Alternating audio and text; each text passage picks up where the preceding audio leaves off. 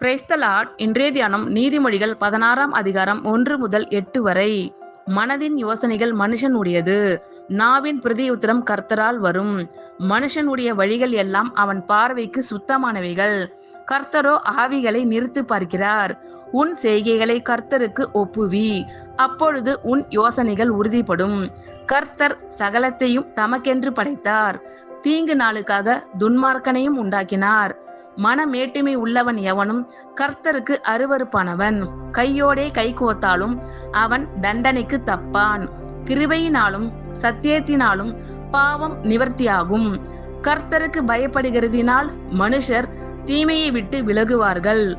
ஒருவனுடைய வழிகள் கர்த்தருக்கு பிரியமாய் இருந்தால் அவனுடைய சத்துருக்களும் அவனோடே சமாதானம் ஆகும்படி செய்வார். அநியாயமாய் வந்த அதிக வருமானத்திலும் நியாயமாய் வந்த கொஞ்ச வருமானமே உத்தமம். மனதின் யோசனைகள் மனுஷனுடையது, நாவின் பிரதியுத்தரம் கர்த்தரால் வரும். மனுஷனுடைய வழிகள் எல்லாம் அவன் பார்வைக்கு சுத்தமானவைகள், கர்த்தரோ ஆவிகளை நிறுத்து பார்க்கிறார்.